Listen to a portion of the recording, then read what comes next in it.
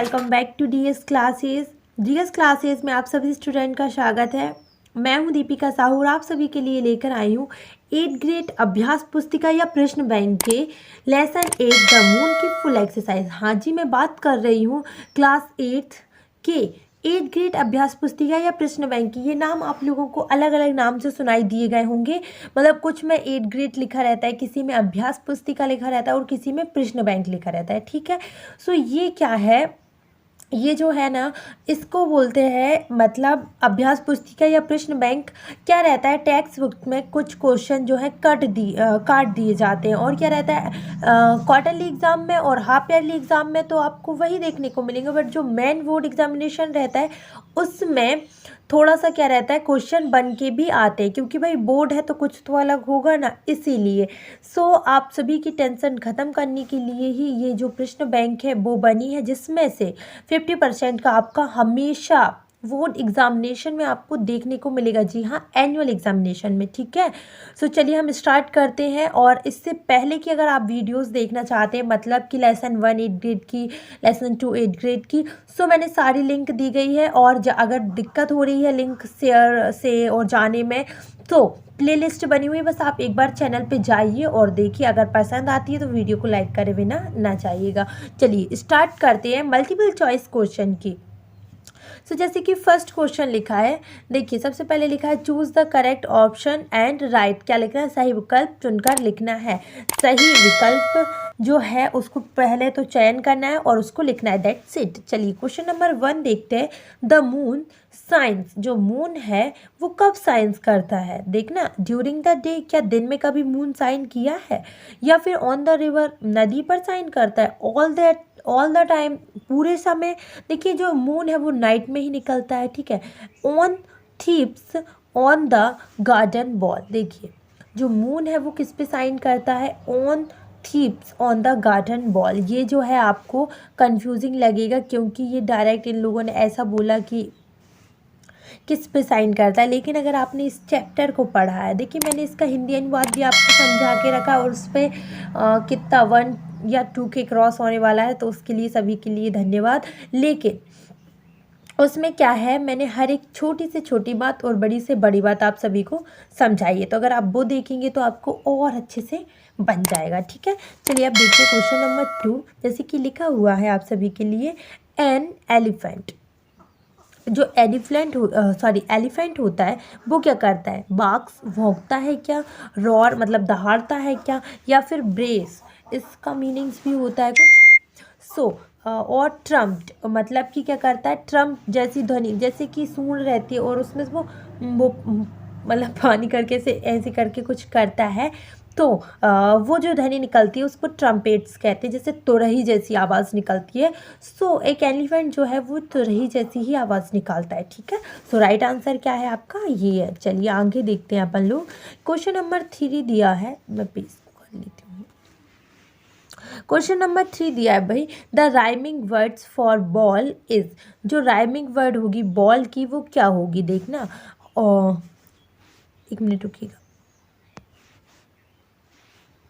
ये क्वेश्चन है। देखिए वॉल की राइमिंग वर्ड सबसे पहले आपको पता होना चाहिए कि राइमिंग वर्ड किसे कहते हैं। देखिए राइमिंग वर्ड्स उन्हें कहते हैं, उन शब्दों को कहते हैं जो बोलने पर एक सी ध्वनि निकालते हैं। जैसे मैंने बोला बॉल, फिर लिखा है टॉल, फिर लिखा है हॉल। अब आप बोलेंगे दीदी ये तो तीनों ही एक सी ध्वनि निकाल रहे हैं और बॉल भी वही ध्वनि निकाल रहा है, तो जी हाँ, तो एक और आपको दिया गया है कि ऑल ऑफ दिस, ये सभी, तो हाँ ये सभी, ये सारी तो एक सी ध्वनि निकाल रहे हैं, तो ये सभी एक दूसरे के राइमिंग वर्ड हुए। चलिए अब हम देखेंगे very short answer type question, मतलब कि answer the following question in 1 और 2 वर्ड्स। आपको क्या करना है, जो क्वेश्चन पूछे जाएंगे उनका आंसर जो है 1 या 2 शब्द में ही देना है।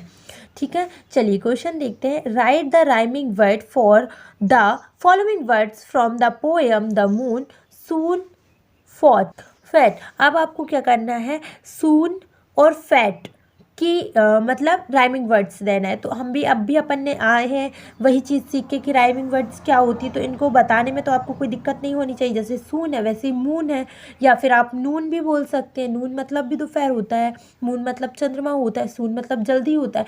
बस बात क्या है कि ध्वनि, साउंड, प्रोनाउंसिएशन सही एक सा निकलना चाहिए, बस वही राइमिंग वर्ड होते हैं। अब फैट का आप अपने हिसाब से भी लिख सकते हैं, जैसे कैट है, मैट है, और भी बहुत चीज़ें हैं। ऐसा नहीं है कि यही दोनों है इसके राइमिंग वर्ड, और भी बहुत है, तो आप वो भी कर सकते हैं। ठीक है, चलिए क्वेश्चन नंबर 5 देखेंगे, जिसमें लिखा हुआ है कि who is the best poet of the poem the moon. देखिए, sorry, what is the poet of the poem. आपको बताना है कि इस पोएम का जो पोइट है, मतलब जो कवि है इस कविता के, वो कौन है। So the writer of the poem, वैसे राइटर नहीं होता है पोएम का, हमेशा याद रखिएगा।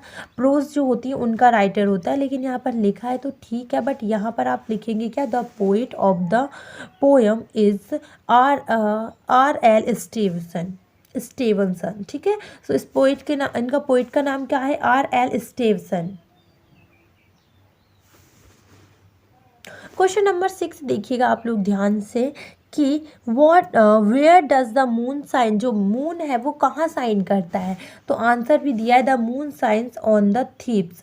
जो मून है वो कहाँ पर साइन करता है, थीव्स पर, चोरों पर। जब रात के टाइम पे जो चोर आते हैं ना, तो उन पर वो क्या है, साइन लाइट मारता है। ठीक है, चलिए अब देखते हैं क्या क्वेश्चन नंबर कौन सा है भाई, 6 हो गया जी।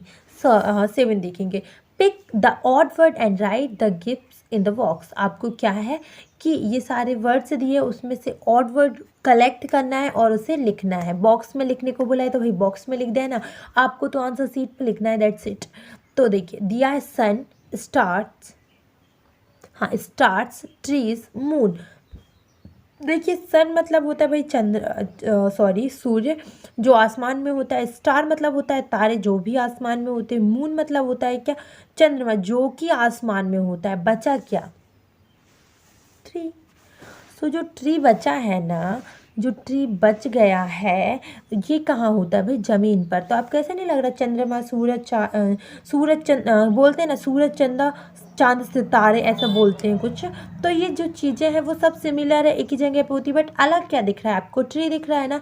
सो राइट आंसर वही है। आपको उन पे या तो इन सर्कल का नहीं बोला है, लिखने को बोला है बॉक्स में, तो आप आंसर सीट पे लिख दीजिएगा। ठीक है, चलिए इसके बाद दिया गया है क्या, शॉर्ट आंसर टाइप क्वेश्चन। आपको दिए गए हैं शॉर्ट आंसर टाइप क्वेश्चन, मतलब कि क्वेश्चन आपको दिए गए हैं छोटे, उनमें क्या करना है आपको, 1 से 2 वाक्य में ही उत्तर देना है आपका। दे सकते हैं आप, बिल्कुल दे सकते हैं, 1 या 2 वाक्य में बस। तो अभी क्वेश्चन नंबर 8 देखिएगा आप लोग, जैसे लिखा हुआ है कि what is the mouse doing. जो माउस है वो क्या कर रहे हैं। सो द माउस इज स्क्वीइंग, चूह चूह करते रहते हैं ना, वो चिकचिहाते रहते हैं, तो वही कर रहे थे वो। ठीक है, चलिए अब यहाँ आ जाती हूँ मैं। क्वेश्चन नंबर 9 देखेंगे, मज़ा तो आ रहा है ना। Right the name of the 4 animals mention in the poem the moon. आपको क्या करना है, 4 एनिमल्स के नाम देने हैं, लिखने हैं, जो आपको द मून, इस जो पोयम है इसमें लिखे हैं।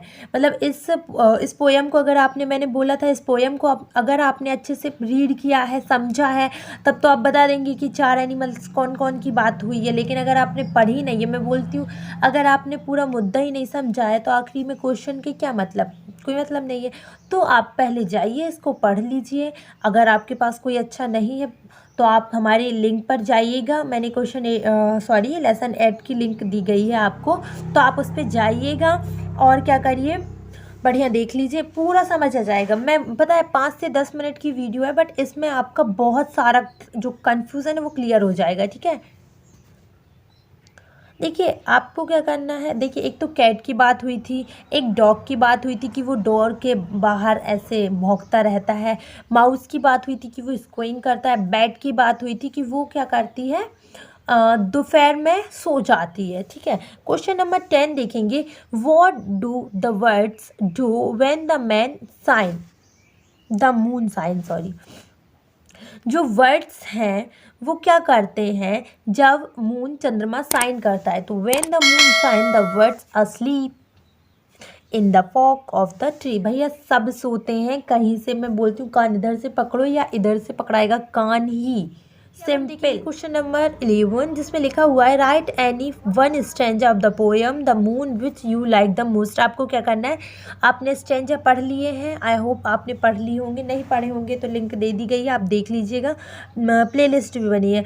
तो उसमें से जो पसंदीदा है, जो आपको याद हो पा रहा है ना, वो याद कर लीजिए, क्योंकि एक स्टैंजा तो आएगा ही, किसी भी पोएम में से आएगा एक स्टैंजा लिखने को। तो जैसे लिखा हुआ है कि But all of the things that belong to the day cuddle to sleep to be out of her way, and flowers and children cross their eyes till up in the in the morning the sun shall arise। क्या दिया गया है, ये पूरा एक stanza है, इसको समझाने में टाइम वेस्ट तो नहीं करूँगी, बट मैं इन शॉर्ट में आपको समझा देती हूँ कि जो चीज़ें दिन से बिलोंग करती हैं ना, वो जैसे ही जो स्लीप है, मतलब हम जैसे ही सो जाते हैं ना रात के टाइम पर, तो क्या होता है, जो पक्षी होते हैं, फूल होते हैं, बच्चे होते हैं, वो अपनी आंखें बंद कर लेते हैं जब तक सुबह नहीं हो जाती। जो भी चीज़ें दिन से बिलोंग करती हैं वो रात में सोती ही हैं। ठीक है।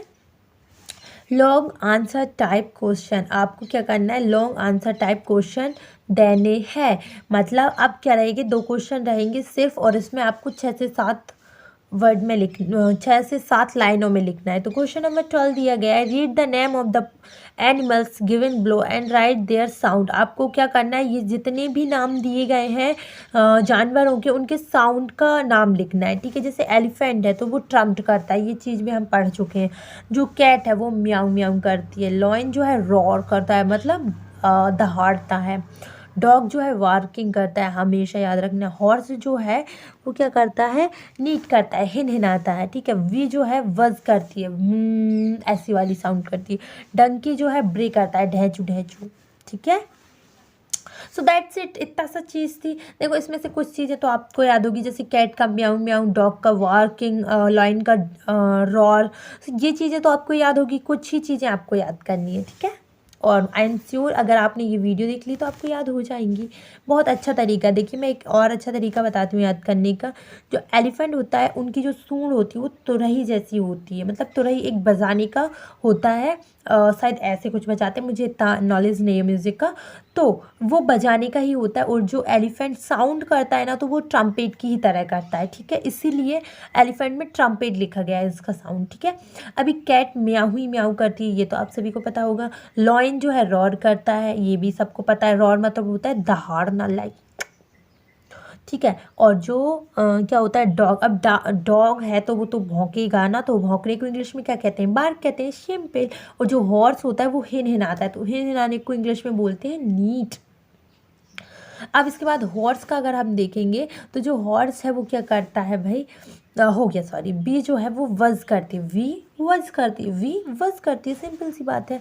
मतलब वो ऐसा वाला साउंड करती है। और डंकी जो है हमेशा ढैचू झैचू करता है, ब्रेक। देखिए क्वेश्चन नंबर 13 देखते हैं कि according to you when the what is the difference between the moon and the sun. Right. आपको बताना है कि मून और सन में क्या डिफरेंस है। ठीक है। सिंपल सा डिफरेंस बताना है। तो जो moon shines in the night while the sun shines in the day. देखिए जो मून होता है वो दिन में रात में साइन करता है, और जो सन होता है वो दिन में साइन करता है। The moon The moon's light is cold but the sun's light is hot। जो मून होता है उसकी लाइट क्या होती है, बड़ी लाइक कोल्ड होती है, ठंडी होती है, लेकिन जो सन होता है उसकी लाइट जो है बड़ी गर्म होती है। All love the night of the moon while few creature love, एक मिनट रुकिएगा, हाँ, लाइट ऑफ द सन। देखिए कुछ लोग जो हैं वो मोस्टली जो है वो सभी लोग मून की लाइट को ही मतलब पसंद करते हैं, लेकिन कुछ क्रिएचर ऐसे हैं जो सन की लाइट को भी पसंद करते हैं। दैट्स इट, इतना ही था। और देखिए कितनी जल्दी आप सभी का ये चैप्टर समाप्त हो गया, लेकिन मैं आप सभी से रिक्वेस्ट करूंगी कि इस वीडियो को ज़्यादा से ज़्यादा शेयर करिए। Thank you for watching till last. आप सभी का धन्यवाद। फिर हम कल की वीडियो में बात करेंगे लेसन 9 कल्पना द स्टार की फुल एक्सरसाइज की। इसमें भी बहुत कम क्वेश्चन है, जल्दी से जल्दी हो जाएगा। जैसे मैंने आज 10 मिनट लिया है, वैसे भी कल भी 10 ही मिनट लेंगे।